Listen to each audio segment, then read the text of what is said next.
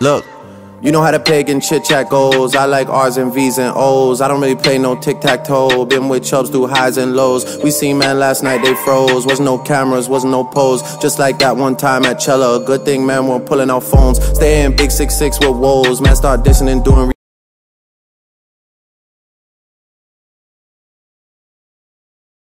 What's up, YouTube? I'm alive. Look, I know it's been well over a month since I posted anything. We got locked down. We had another outbreak, and things have just not been absolutely great in the prison world. But I'm still alive. I'm still good, and I want to make another addition to preparing your virgin ass for the pen. So, all get ready. This one is titled, "What Are You In For?"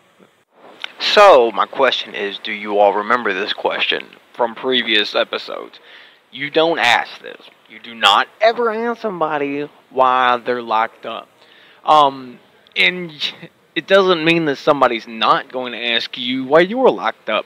I promise you, I could do a whole episode on hypocrisy, but I'm not trying to make a moral statement here. I'm just trying to tell you about what prison's about. People will definitely ask you what you were locked up for, and depending on the mannerisms that they have when asking you, pretty much tells you on how you need to be prepared. Most people, there's only two types of people who will ask you what you're locked up for. A friend, somebody you trust, or somebody who's a threat. At the end of the day, what they really want to know, are you a chomo? Are you a sex offender? And the craziest part of all of this, it doesn't matter what you might have done to acquire your sex offense.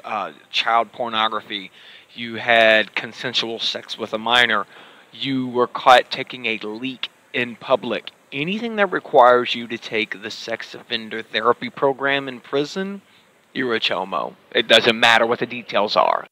They don't care about your explanations. You're at the bottom of the barrel with the snitches and the rats. Now, any of you all true fans, primarily probably my family, know my story and know that the first 2.5 years of my bit, I had a sex offense charge. I was accused of having sex with a minor. 2.5 years later, those charges have been eradicated. But for the first part of my bit, I had to either explain or fight. And thankfully, I've been blessed with a physical structure that most people, they're not going to pick on me, they're not going to bully me. There were 2 instances where somebody had tried to do that.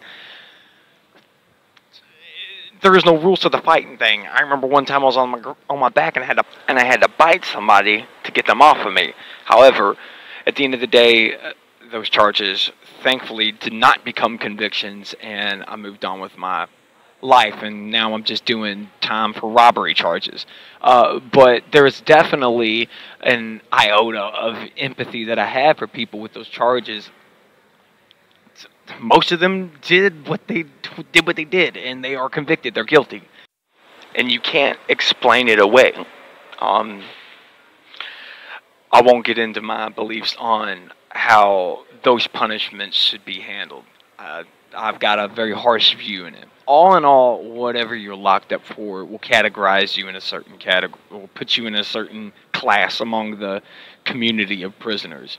You might have been a drug dealer, you might have been a thief. All of these things that you were, as long as you do not have a sex offense, you virtually have nothing to worry about other than how you conduct your business in yourself in here.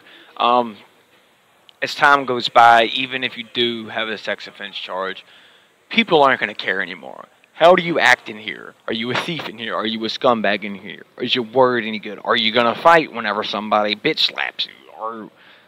All of these things are what really matter. So, the rule to live by, don't ask people what they're locked up for, and be prepared to answer the question when you are asked. Anyways, I hope you all enjoyed this. I hope this was edifying. Please comment, please like, please subscribe. Click on the link below so you can go to Amazon and buy my book. And I look forward to hearing from some of you all. Have a wonderful day. Be blessed.